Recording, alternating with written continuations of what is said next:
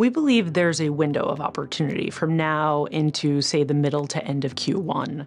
We have seen the Fed likely end its hiking cycle, which opens up the door for rates to rally anywhere from 100 to 150 basis points. That's what we've seen historically. That's going to be a tailwind to risky assets. We've seen it already play out in low-quality, high-yield triple Cs, emerging market sovereign triple Cs, rallying anywhere from 40% on the emerging market side to about 14% on the developed market side. Now, what will be the tailwind to see investors want to continue to put money to work in low quality? It's going to be that opportunity set that the Fed is on the sidelines and we're seeing inflation come down. There's a lot of cash sitting on the sidelines that will likely get put to work, we believe, in the coming months. The pessimism that we've seen around China really stems back to the end of 2021 when their property sector came under pressure.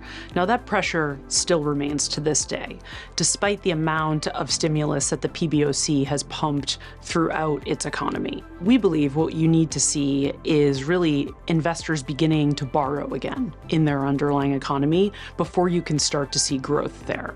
Now, I think it's important to note that emerging market asset price performance ex-China has been really good this year.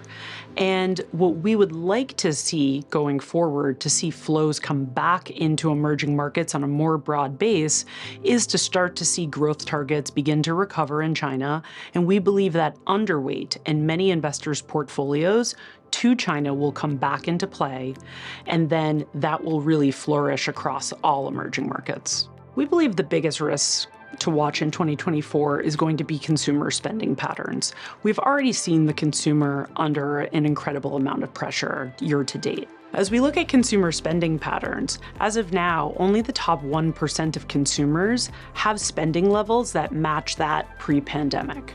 The majority of consumers are already at or below their pre-pandemic levels. So what does that mean going forward for us as an investor? We can expect consumer spending patterns to be weaker in the coming quarters. So as we think about building a durable portfolio, we're not building that portfolio for a left tail event from a geopolitical risk standpoint. We're really focused on how that consumer is going to spend and the implications that will have across sectors.